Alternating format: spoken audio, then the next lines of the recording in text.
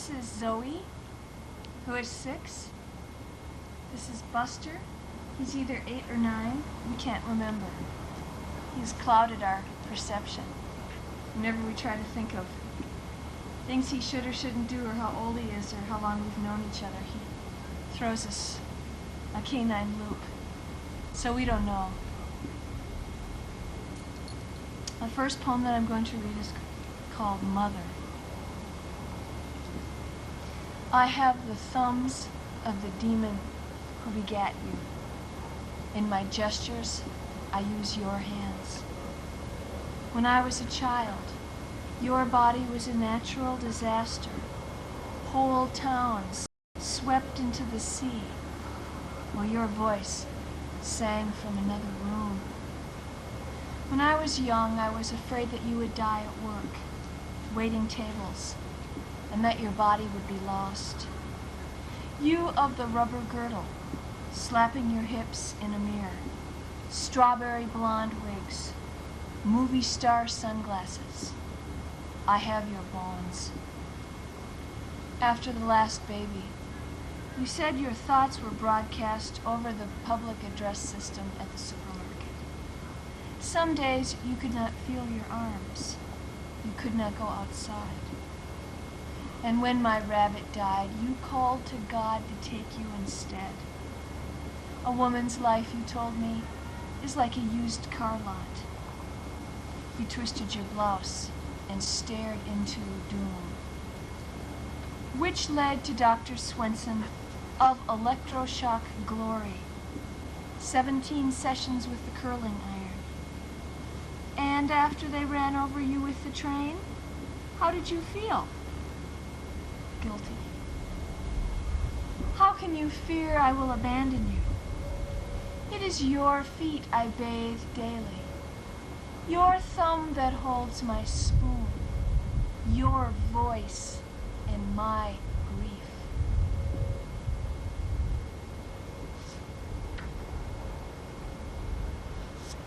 The next poem has 3 short sections, and each section is titled. And the combinations of titles is so lyrical that I'll tell you them first. Husband, devil, hell. Here's husband. Husband has a bumblebee in the middle that hums in the mouth of the woman who pronounces it gladly. The first half of the woman, the first half of the word, is a loose woman or a small sewing kit. Huzzy, husband, correlative of wife. Tiller of the ground. Hus, house. Bunda, head. The house has a bee in its bonnet. The house has a wood floor. Those are my hips. My head I will have for a table. A little husband will live in my hand. Up the long stairway to the turret. A round windowed room. A tiny sink. Real water. His warmth. His press. His fit against my body.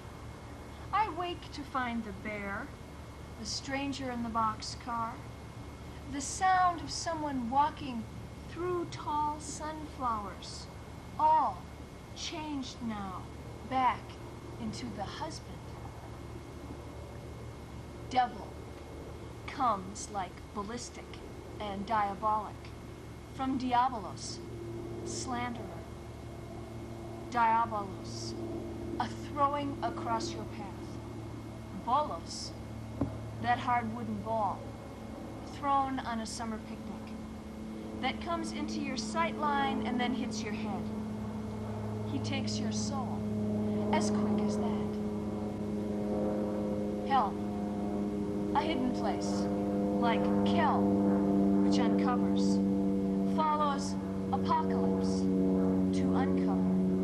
Cell and cellar, small rooms, conceal, helmet, also hull, pod, occult, color, and holster. Hell is a hall. Hall has a roof. Hell has 6 feet of dirt. That's all.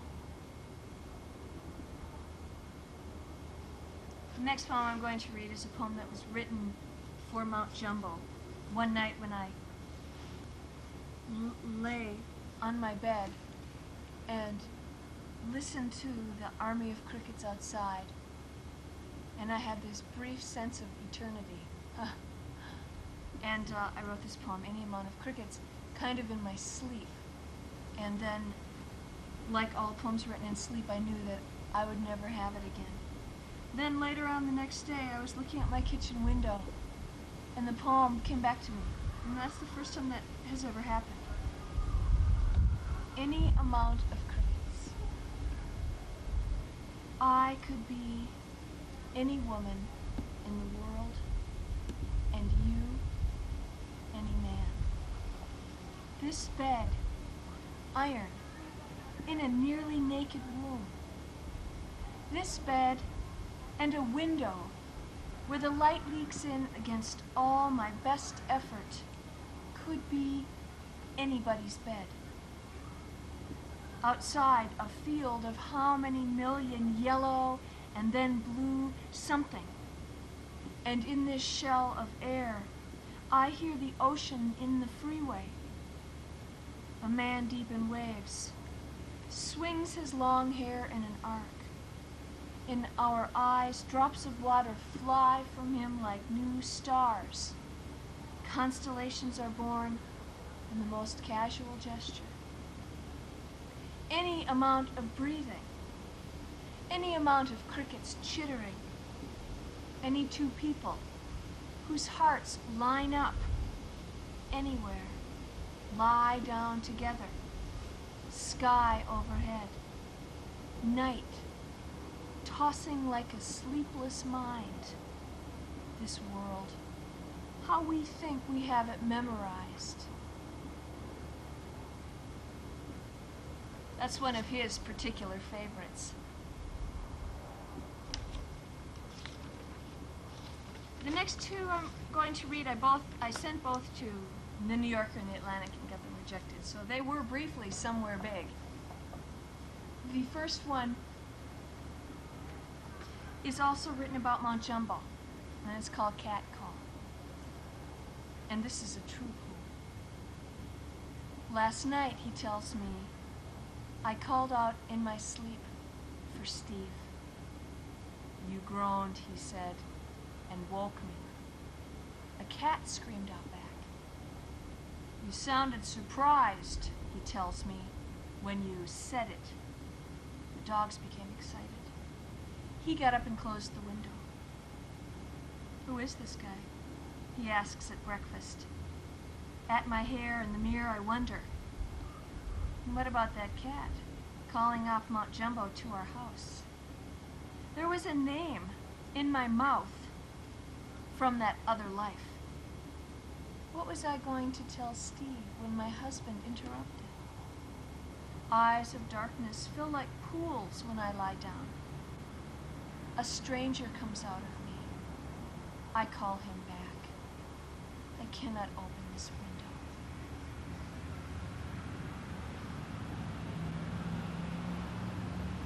The next poem is called Mirage, and this also actually happened. The man in the Mexican restaurant had your build. Your haircut, shoulders, rib cage, and behind. You easy. From the back, in a minute.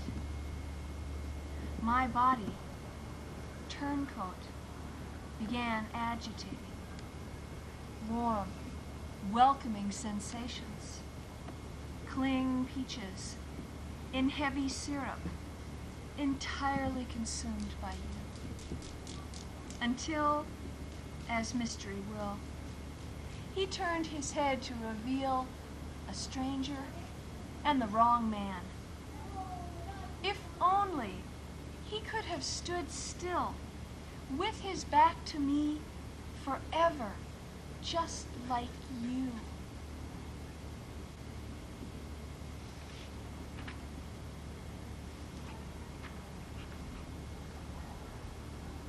Did you get the dog yawning?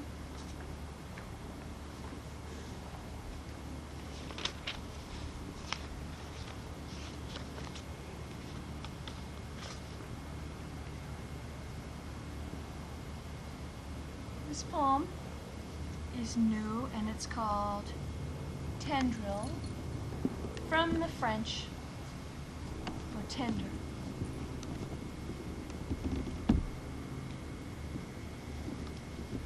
My husband's penis blooms against my skin. Something fearless in me starts beating time. No longer in the hands of the uncle who died drunk. Once a man on a plane told me he'd had a stroke without knowing, and only found out when doctors discovered new veins migrating from the unhurt side of his brain. Tendrils reached his injury and drew a new map of blood. Momentous news for me. Sexuality a wild tree that springs from the char. Armed with this information, I sleep and dream I am a house. I climb to the 3rd floor and lie down. My hips grow into the wood. I can walk all night without stopping and never enter all of the rooms. Books fall from their sleeves. Mirrors move like water. I am my own house. I have some ghosts. We don't bother each other. The new system fits pretty well over the remains. 2. Everyone else bailed out of the airplane. It takes 9 years for me to fly in my sleep to France. The wings were often caught in the branches of trees. I could only fly in backward circles for years. Then I flew in green triangles and faster than electricity, passing through every color in the world. I got a job waiting tables in Paris. Coins fall from my apron. Ink turns into water. I rent a small room and work on my French. I only limp when I'm tired. I only scream when I'm asleep. When he touches me, when he blooms against my skin, the blood goes tenderly everywhere, like a living jardin.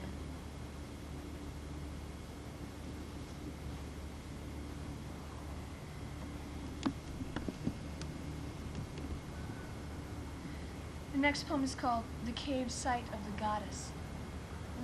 It contains a particular word that I knew nothing about until I read this poem to my friend. And she told me what it meant. She Xeroxed the information out of a goddess information dictionary. So I was able to add to the etymology of this poem, and it's called The Cave Site of the Goddess. Once, at Enemy Swim, when we were children, when my best friend was learning to play Hey Joe on her guitar, her brother Billy grabbed my hand underwater and held it against himself, against his part, in secret. Was it a mistake? Otherwise, he was not interested in taking my hand. A different man on dry land. My skin sent the light in all directions, like a seal, shiny and taut, bursting out of a second-hand bathing suit, whose pointed cups filled with air, then dented like a melting witch's hat, which really made them laugh on the lake.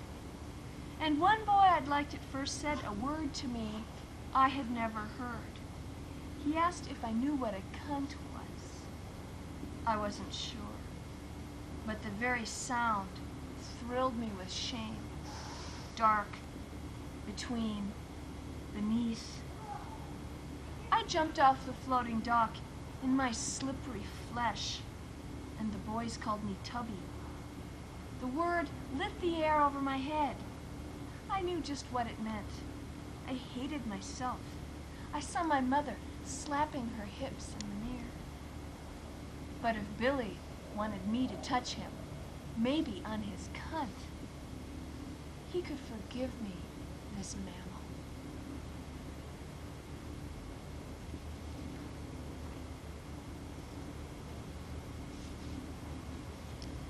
This poem is called Passion.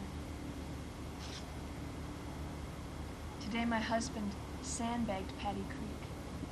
Spring runoff and rain made floods. When school let out, he carried children across the rushing water. When I was 5, our school flooded. Firemen in yellow slickers carried us from the classroom. When he tells me about his day, I am a child lifted over rising water by a man she does not know and set upon higher ground. I embrace him, say hero, and he's embarrassed. His face colors. I like this work, he tells me. That's all he wants to say. The minute I met him, I remembered how he helped me fly to dry land a long time ago, and I have been looking for him since then.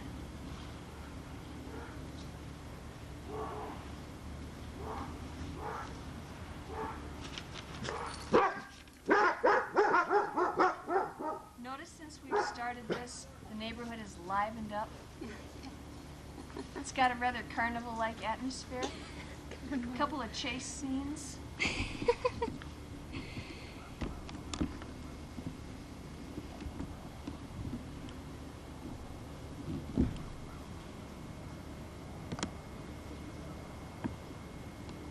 I'm going to read a poem now called Our Ghost, Jesse Thompson.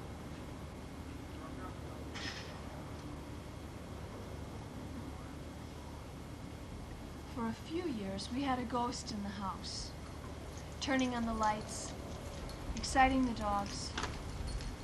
The story of her life? What was it? Finally, in a phone call from the old owner, we were able to learn her name. She lived here all her life, then fell in the hall by the bedroom, lied for a day, and died.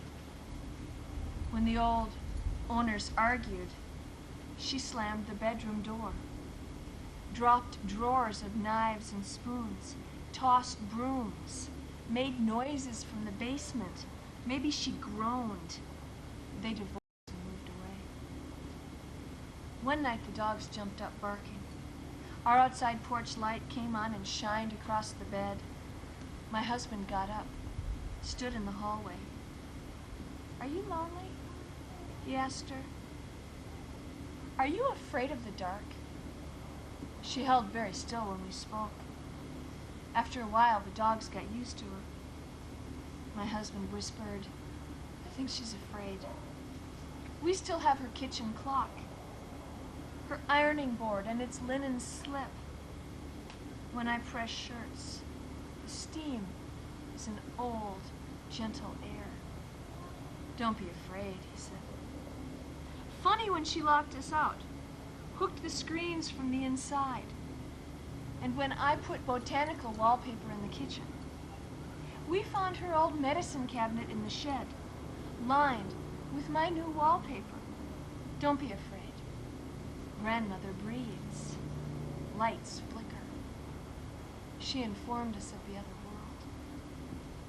You can always lead from any one dream to a secret and critical thought.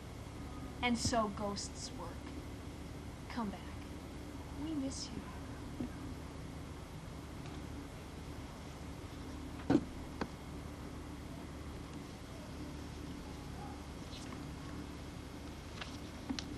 Did you get the dog showing up with a sock?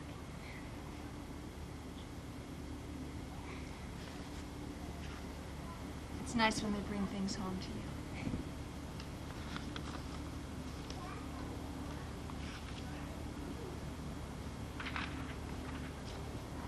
This poem is called She Calls from the Locked Ward. And I go up to see her, carrying a single perfectly ripe tomato from my garden. At the ward door, the nurse takes my purse, takes the plastic from around my tomato. My friend walks over slowly, dried coffee gathering in her cracked lips, the corners of her mouth. There is a video camera in the ceiling over her bed, and only a bed. No surface, no furniture, no object. I thought, she says in a whisper, that I had gotten away from all of this. I thought, she slurs, my doctor was putting these voices in my head. We sit on her bed, like I used to sit with my mother, hair disheveled. And the way the light comes in here, it's the same. It's a rough light, violent, and there she sits, shaken and tossed in it. Weeks later, she calls from home on new medication. She does not remember my visit, but tells me about finding a ripe tomato on her bed at 3 a.m. and eating it and laughing. I do not remember you, she says, but I remember your tomato.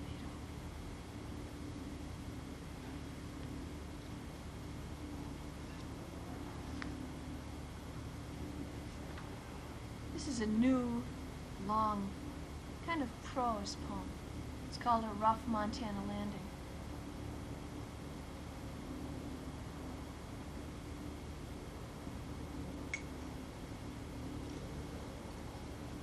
It was my last night in New York after a squalid 4 years. It seemed safe to go on a date with Benji.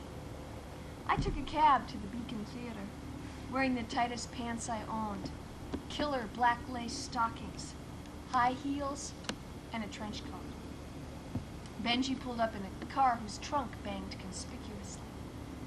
2 people I didn't know sat in the back seat. Massive and oiled, Benji asked, "You want to get some smoke?" And I jumped in. Meanwhile, Bob was waiting for me to move out to Piltsville with him. He was having his hair cut. The barber received a phone call in the middle of the job. His wife had a heart attack. "Please," said Bob, "please finish this haircut." One hand on his coat, the old man ran the clippers up the back and over the top of Bob's head and ran out the door. I had little red burns on my mouth from smoking crack in the Bowery with Benji. The trunk of his old car would not stay shut. We pooled our cash and hit the instant cash machines, which we used to call Coke machines. A tiny, genderless person sold us a line of crack bottles attached to each other at the top and bottom by plastic snaps like the eyeshadow samples the Avon lady used to give my mom. We parked by the river and lit the glass tube, took turns smoking. I thought briefly of Bob waiting for me in Montana. I lolled my head back on the seat and tried to read the graffiti on a nearby wall. Benji tried to get his hands down my tight pants, the waistband so tiny I could barely breathe. I was on the verge of seeing a poem in the words on the wall, a poem from a child to me. Benji pulled his shirt out of his pants, which made the whole car move, and whispered, "Let me have some honey." I took a pull of night air. I was on the edge of some crazy pain about getting more to smoke. I knew Benji would be there soon, too. Much sooner than he could get his big hand past that 26-inch steel-fastened waistband. We stopped at a deli for beer somewhere before dawn. The car sprung up in a loud shriek as he climbed from it, leaving a huge crater in the front seat. I sat there and tried not to bite through my lip or start screaming. He walked back to the car, gave the trunk door a bang, which it recovered from immediately, and settled his 300 pounds back inside. His shoes were as big and round as platters. Were both grotesque, I thought, seeing the Montana landscape recede in my mind and finally disappear. Benji looked down at the seat between his legs and said, "Where's my rock?" "Benji, we smoked it all up." "No," he said. "I had a rock." Benji was packing a gun. He worked as a bouncer and a bodyguard. I remember stories of people dying over imagined purloining. We parked at the curb and began scrabbling around looking for that rock. A police car passed and slowed. The trunk was proudly upright. We were a mix of races. Gently, we glided back into traffic onto the Hudson Parkway. I was gritting my teeth so hard they squeaked. We drove to my apartment uptown, sprung trunk urging us on. When I opened the door to get out, mouth too dry and gone to smile, Benji swore me to secrecy about our first date. He drove away. I took the elevator to the 5th floor and opened the 4 deadbolts. Inside it was dark and smelled of clothes soap. Everyone was asleep. I drank the rest of my roommate's bourbon and tied a black t-shirt over my eyes. The light was horrible. Soon alarm clocks would ring. Someone, probably Norma, would turn on the shower, and the very idea would hurt me. Sometime during this hell, the UPS man would come to cart off my lifetime accumulation of 13 shabby boxes. And later in the day, if I could sleep at all, and if so, if I could wake up, I would board an airplane and head west, my mouth ringed with little blisters. Bob's new haircut scared me. He walked up and put his arm around my shoulders. He looked like a self-created Marine. He pulled me close and kissed me. His neck was as thick as an oak. "Bob," I said, "I don't think I can stay here." I tried a shaky little smile.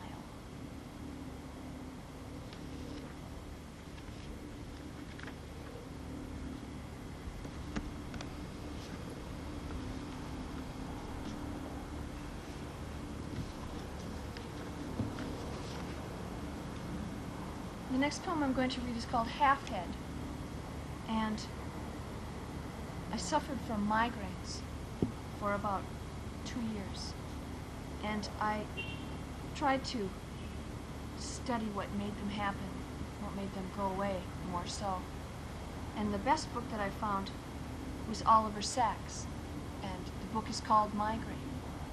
And it has illustrations of how the visual patterns that you see on the outskirts before a migraine are certain geometric shapes that you can see recreated in the drawings of Hildegard of Bingen, some of the drawings of Van Gogh, that cat in particular, that wildly spiked cat. So I wrote this poem about having migraines, and I included some of the information Oliver Sacks gave me.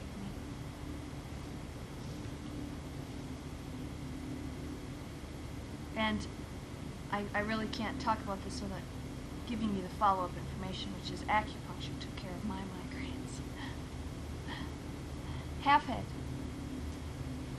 Cranial vasoconstriction precipitated by irritability and rage.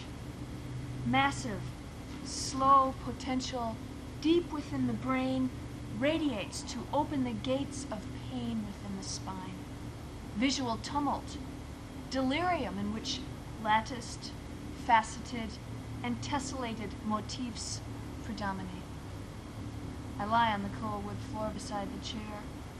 My little dog comes over to rest his head on mine. Medicine dog. He forces his nose into my neck and breathes in shudders while I count my pulse by the explosions in my temples.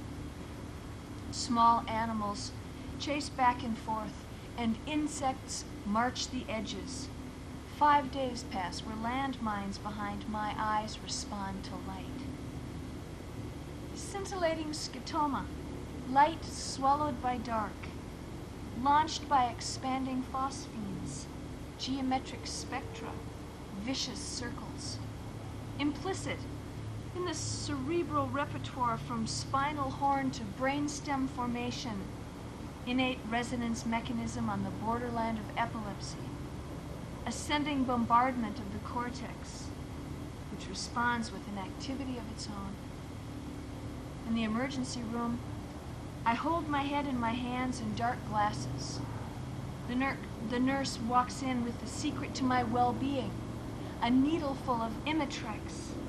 It explodes beneath my shoulder and closes my throat. My limbs burn. Heat rises into my head. "Lie down," she says.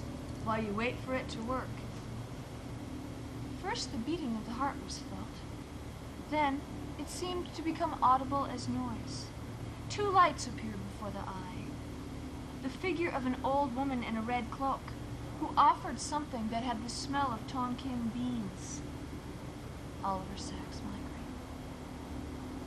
Slowly, my throat opens. The burn ceases and the great gong of my skull is still. I do not have the nightmare that leaves a bad taste in my mouth. I do not listen to the first birds as the gray rises. Head sore as a basketball, I walk through the house like I am walking on ice. I do not make any sudden movements. The great bruise of my head is restful. There is no echo. Get a needle of your own, the nurse tells me. She mimes a hand releasing a plunger into her thigh. When the headache comes, shoot this into your leg. It closed my throat, I tell her. Only for a while, she says. I was afraid, I say, that I would die. Yes, she says, but the question is, isn't it worth it? In the form of hallucinatory display, an entire self-organizing system, a universal behavior at work, holds not only the secrets of the neurons deep within the brain, but the creative heart of nature itself. Oliver Sacks' migraine. The outskirts of the visual area boil over with tumultuous light. Particular symptoms to which particular symbolic values are attached. Dynamic patterns illuminate the substrate of the mind.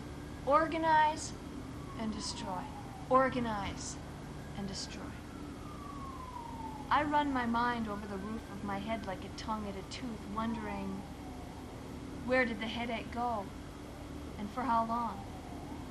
I am like a man who survives an airplane crash and walks out of a bloody cornfield.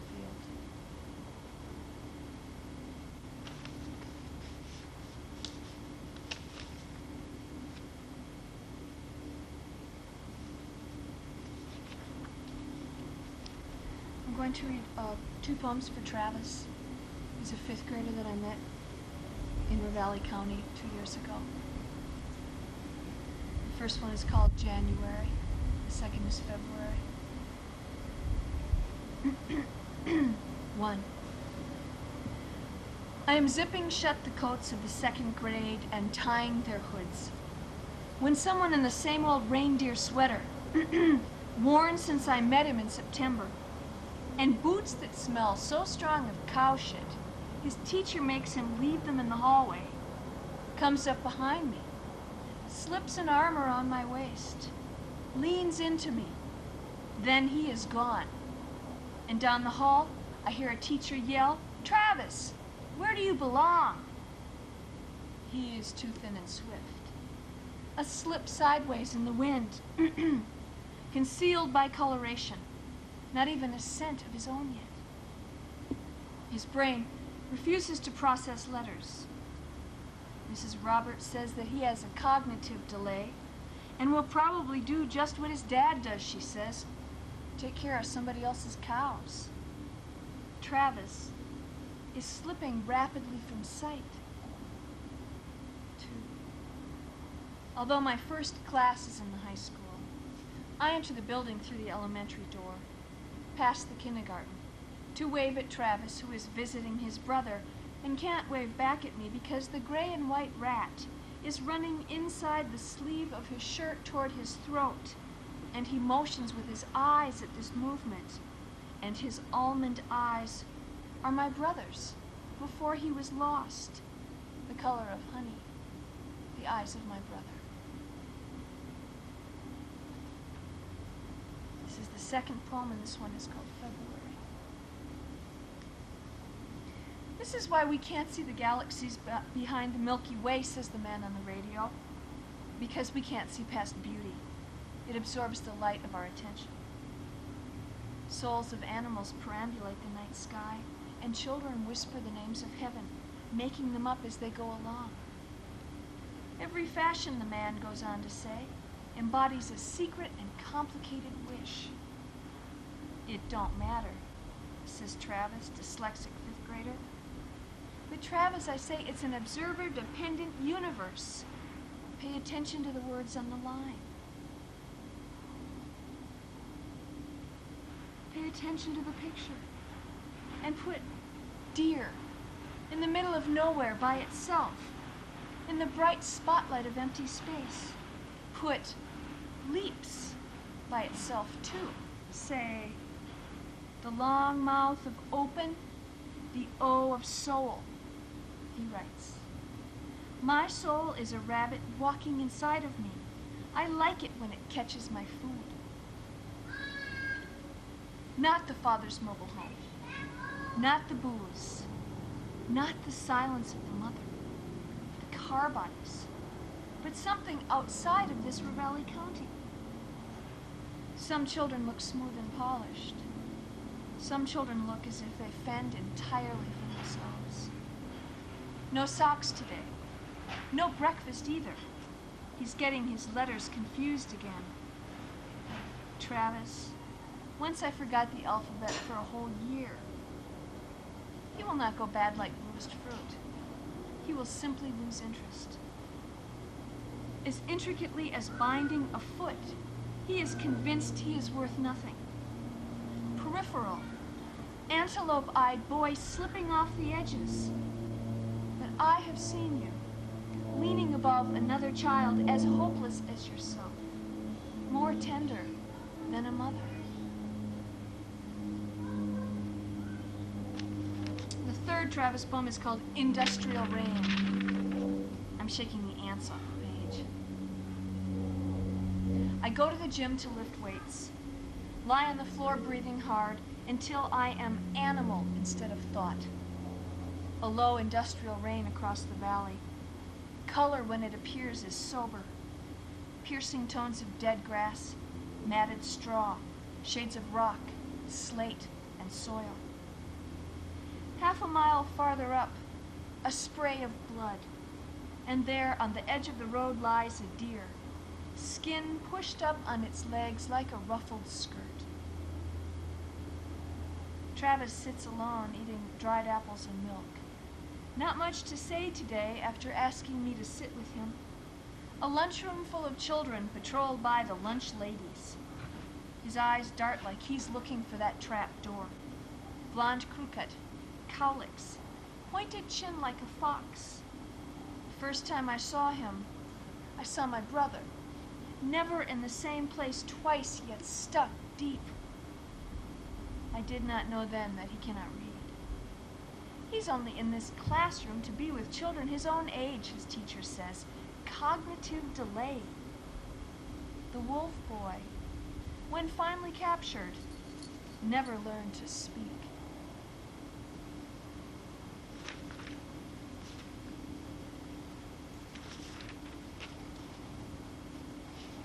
I like to write poetry to the radio. It's all of this free information being generated bodilessly, which is kind of like the process of writing poetry. So, this poem is called Radio. I wait for the radio star lady's report to come on. If the path to the heart of the constellation is clear, she begins, Venus and Jupiter will... Her voice drops off, and I am lost, spinning in the whatever. I sit here looking out the window while two dogs try to eat all the snow. And the man on the radio says quite distinctly, Thursday we kissed. Yes, I say, I remember that Thursday we kissed like outlaws, in secret, in front of the library, behind the laundromat, in the field, in our sleep, on the mouth, underwater, over the air, in a red room filled with yellow balloons and dancers and an orchestra in ruffled shirts, in a mirror. I look down at the cards in my hand. I'm only one heart away from winning. It's Thursday. Somebody kiss me. That's a wonderful line to be able to end a poem on. I have not been rushed by an audience and kissed at that point. I dream of it. This poem is called Fourth Grade Prescott School, and I was reading Mary Oliver's poetry to fourth graders. She's a naturalist. She pays great attention.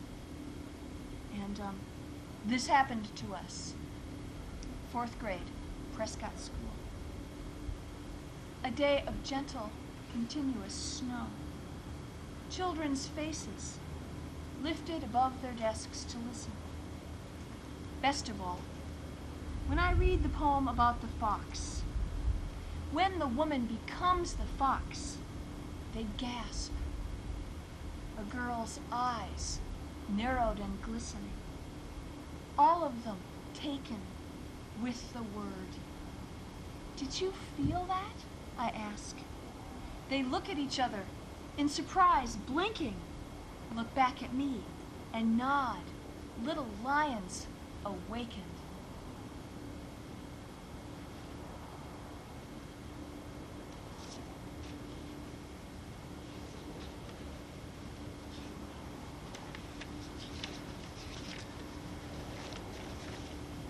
I'm going to read a poem called Wedding Party. Really? This is also a true and biographical poem.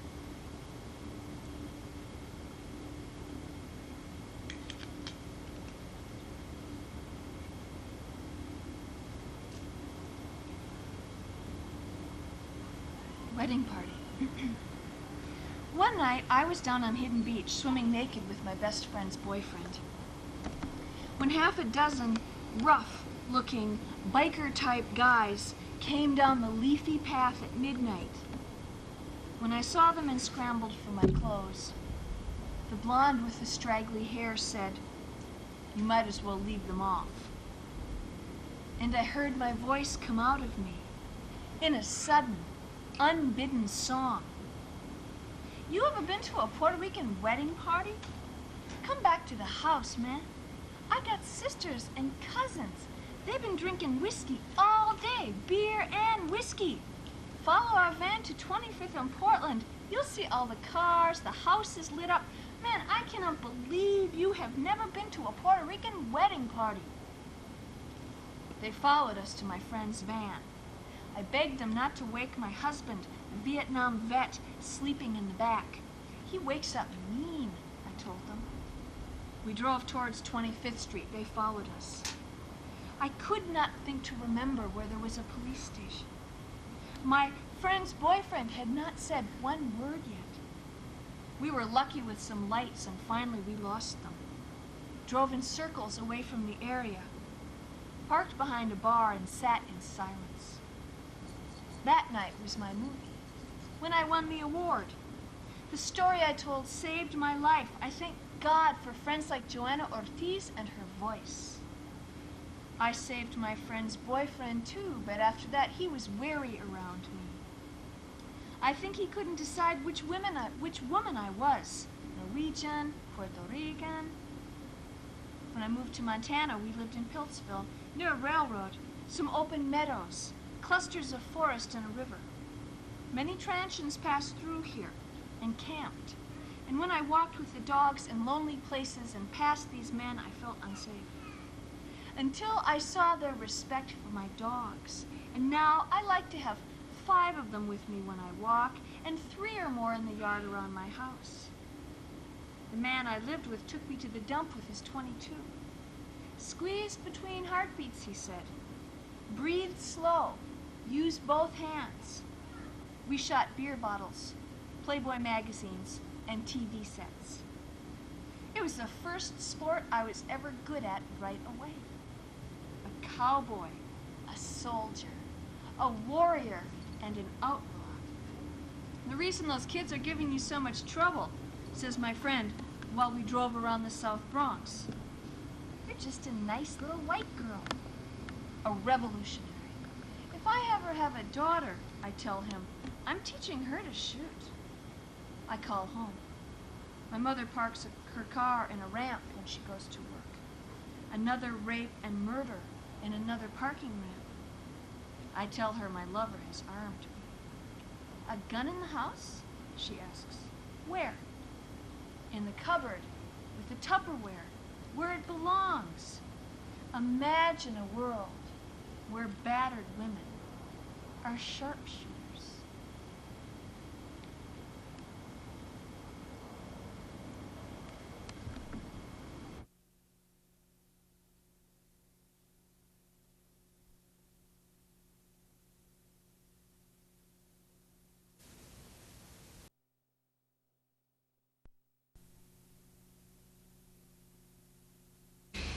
The last apartment was a duplex townhouse out on River Road.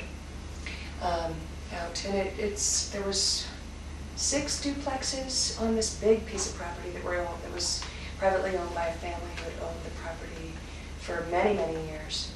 And then at a point had decided to put these duplexes on there to obviously make some money for the family or whatever.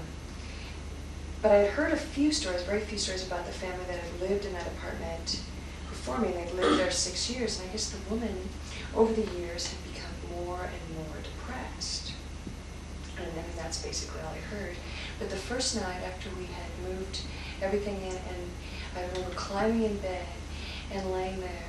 And it's always so strange to move into a new place anyway. You know, your first night there was always so strange. And I remember laying there and just soaking it in and feeling like the house or something in the house was happy that we were there. Like our energy was more positive than what had been there, and it was so happy that we were there. And that feeling continued for several nights, just climbing into bed and just having this overwhelming feeling of being accepted, and that whatever it was glad that we were there. And that went on for probably about a week, and then either it was novel to me or maybe it went away. But we lived there several months, and I started feeling like something rub up against me. And at first, it would be like at the back of my legs. My legs kind of hyperextend, so my calves stick out, and it would be like something would brush up against the back of my calves. And I would think the cat had rubbed up and look, and there wouldn't be. The cat wouldn't even be around. And that happened several times. And then once standing, and then it got to be more intimate. He started, and I got the sense that it was a man, an older man, and that it was friendly, and in some respect trying to communicate in some way, but I couldn't tell or feel what it was. But he continued rubbing up against me, and it got to the point where he would rub more of my body. He would rub up against my shoulders or try to hit the whole side of my body, like when he went by. And you could just feel it, just as if someone had just some person had walked by and rubbed at me, but there'd be nothing there. And some friends of mine had taken a blanket out, actually the woman that lived next door, her boyfriend, taken a blanket out just beyond, because it wasn't in the other side of that apartment, it was just mine.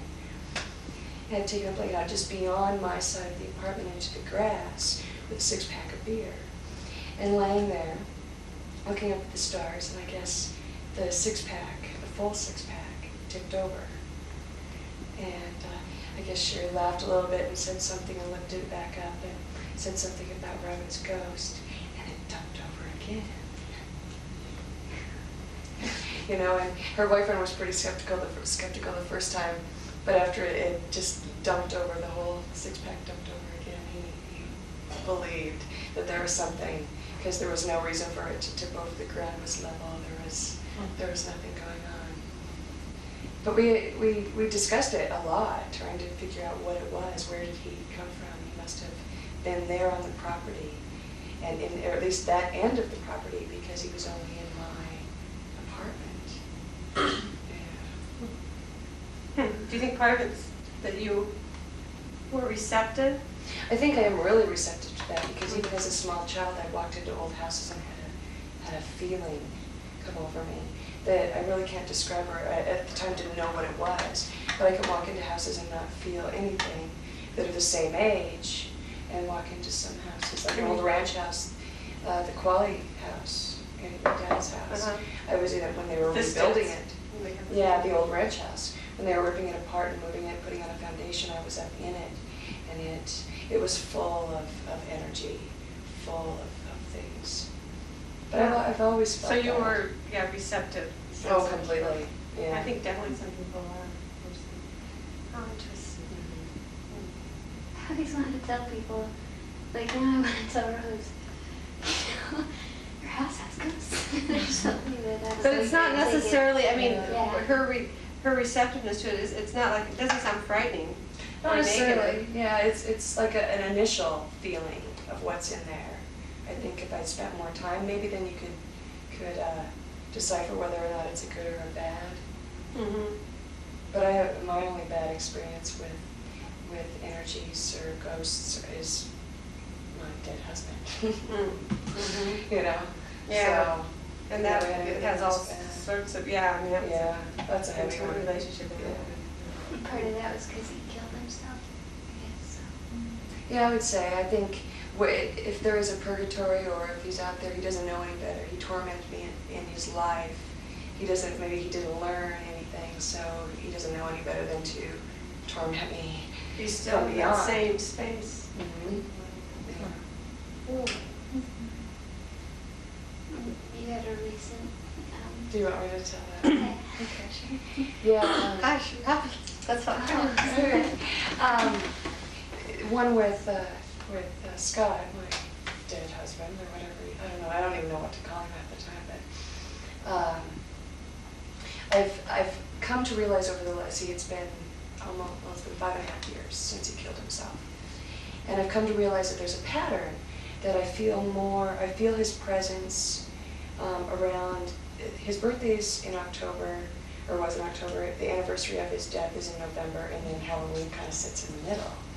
The window is open in the middle there, and I've always seen this pattern of feeling his presence and feeling these torment, this chaos kind of around me during that time period, in that month and a half of time.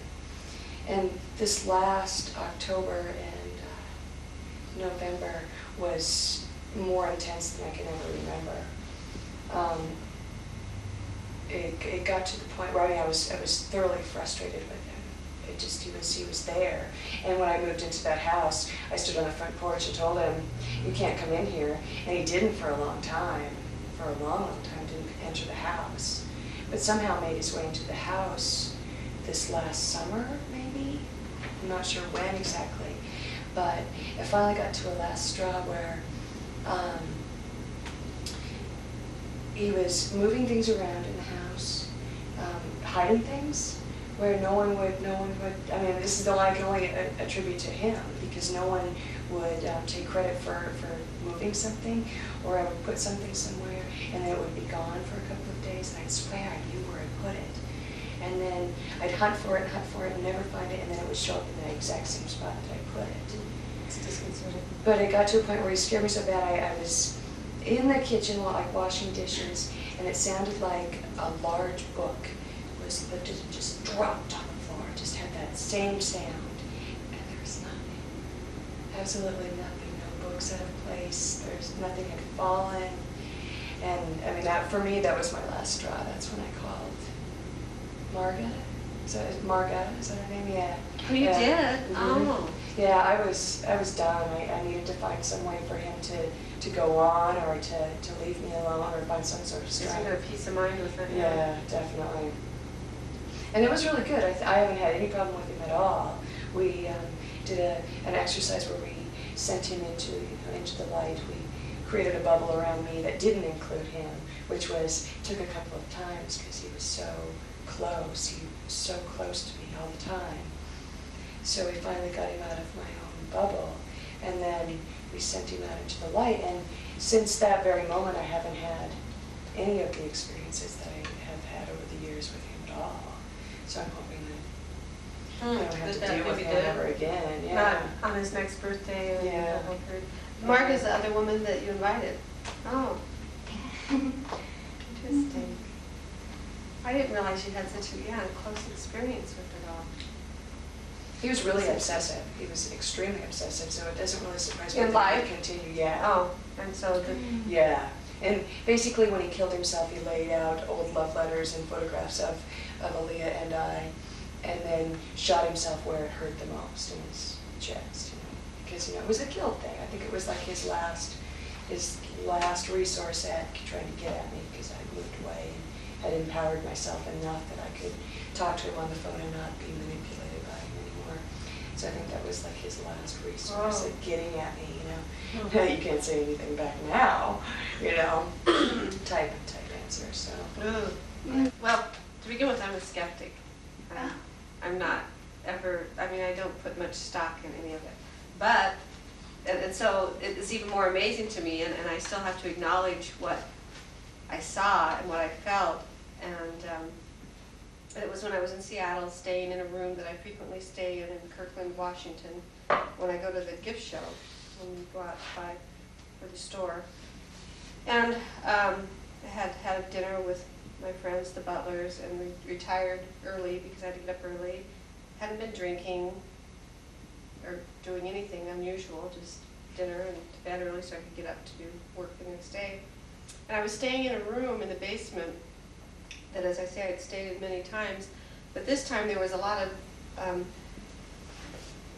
belongings that were stored in that room, and they weren't the Butler's things. It was Richard Butler had owned, for a while he had real estate over in Seattle, and he had rental property, and there was one of his tenants who hadn't paid their rent for 3 or 4 months, and then the rental company that he was with finally went in, and the guy was obviously gone, but his stuff was there, and nobody had been there for a long time, so they kind of impounded his belongings.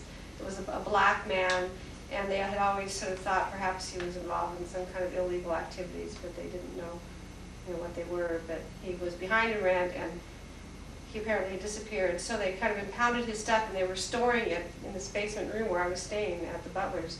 And it was kind of all pushed up against the wall, and it was kind of chromy looking furniture that looked very unlike anything Jan would have in her house even. This kind of cheesy Las Vegas looking kind of stuff in a corner, and a lot of leather coats and stereo equipment, more stereo equipment than one person would normally need. It almost looked like somebody's stash, who had been thieving or who knew. But anyway, it was all stashed in this corner, and Richard was storing it until they figured out what they were going to do, if they were going to sell it so they could redeem some of this money if this guy was ever going to show up. And maybe this guy had fallen into some kind of well, since he was probably involved, they figured either drug dealing or pimping or something is what they probably decided, that he was living on the kind of dark side of life. And so anyway, this stuff was in there, and I didn't think much of it, except it was just bizarre looking stuff that you would never see in the Butler's house normally, because it wasn't Jan's taste. And Jan hated having it down there. She told Richard, I want that stuff out of there. It gives me the creeps every time I walk in that room. And it was a discussion. They wanted it out of there. But anyway, I was staying in the same room. Went to bed, and was lying there and looked, and it was dark, completely dark. It was a basement. But there was a bathroom in the basement. There was a nightlight on in the bathroom. And silhouetted in the doorway after I went to bed, there was a figure standing there leaning on the door jamb, and he looked very casual and relaxed and kind of like wearing red, but I couldn't make out any features or anything, just this form with kind of this red look and smoke curling up as if he had a cigarette in his hand or his mouth. And at first I thought, oh God, Richard's down here, what's he doing, And I was just kind of freaked because this is my friend's husband, and I said, Richard? And nobody answered. And then it continued to be there, this form, this outline. And then I just put my blanket over my head for, I don't know how long I kept my blanket over my head. I just put it over my head. And it was early in the evening. It wasn't even 10 o'clock yet. And so I could have hollered and summoned somebody from upstairs. But I really wasn't that scared. I was just, if it wasn't Richard, then I thought, well, who the heck is it? I thought, well, I'll just give myself a little test, and I'll cover my head up, and perhaps when I put the mic down, it would be gone. It was gone. But it was a very well-defined outline of this person standing there. And then it occurred to me the next day, and I even told Jan about it. I said, was Richard teasing me last night or something? And she said, well, no, he wasn't. I said, well, something went on down there in the basement. And then I said, maybe it's all that stuff down there. Maybe whoever this stuff belongs to is coming back to claim his goods, or he's somehow, enmeshed with it, or I don't know what it was, but it was the only thing that's ever happened to me that would be anything. And I wasn't like when you're young and you run a high fever or something, and you might see these. And I've had that, you know, that, or perhaps you smoke too much marijuana, or any number of things I can think. But this was just like completely straight, just, you know. Could you see his face? I couldn't make out any features. All I could see was the curling smoke, the color red, and leaning against this door jamb. And it's sort of swirling, and it's very casual. His demeanor was definitely casual. Yeah, I just kind of checking it out. Yeah. Was that recent? That was this fall or something? No, that was that was. Let's see, because they no longer live in Kirkland. They're So since that's divorced. long since resolved. Oh yeah. Okay. Yeah, the stuff. Who knows what happened? I guess they probably did sell it. I don't think the guy ever showed up. But That sounds exactly like what he's doing. He's just hanging with his stuff. that's kind of what I He's thought. relaxed, like he owned it, like, you know, Like stuff's he- there. You know, right. This is his room. Yeah, and I didn't really necessarily feel threatened. Yeah. Except when I first thought it was Richard, I thought, well, now this is weird. You know, it's one of my best friend's husband standing in the doorway, and you know, so, and I actually said that. I said, Richard? And nobody answered, and I thought, okay, what do we have here?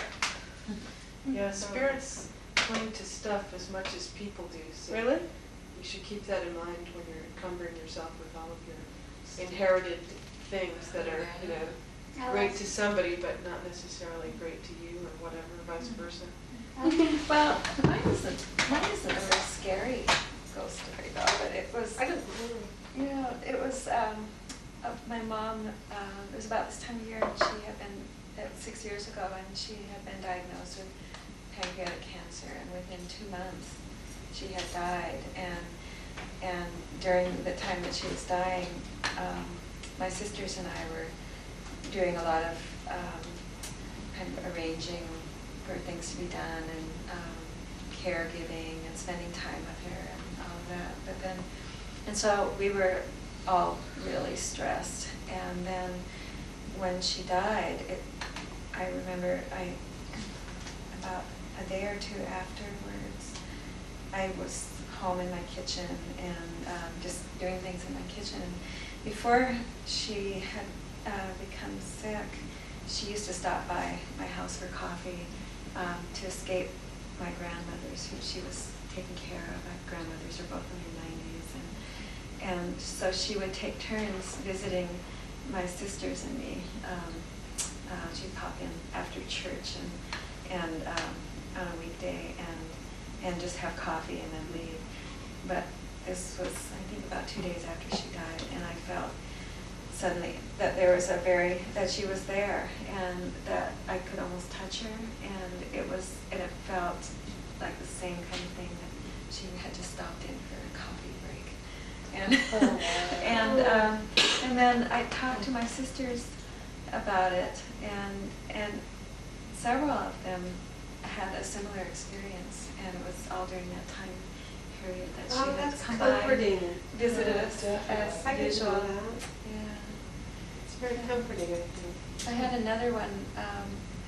This was after my dad died. It was several years though after he had died, and I didn't have any strong feelings of his presence after he died. But I remember one time I was watching TV, sitting on the sofa, and I'd fallen asleep, and it was kind of a half dream where I was still watching TV, only I was making up what was on the television screen, and I was having this bizarre dream about an ageless dragon woman, and who was absolutely beautiful, but when you looked at her skin was more ancient than ancient, and it was really hard to describe, and she couldn't walk, and she was carried by two very young Oriental men. This was the dream that I was dreaming, the half dream. But then I woke up, and I could feel that my dad was standing next to me, and his shape and form and presence and everything. And I knew I wasn't dreaming anymore. And I asked him a question about something, or or why, I can't remember exactly what I asked him. He said he would have told me sooner, only I was asleep. And I wasn't asleep.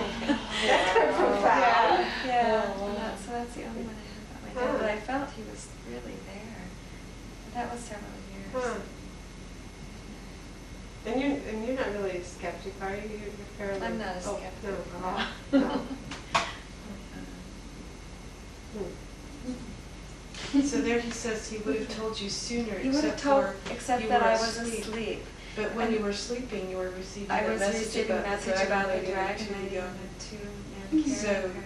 what was he telling you?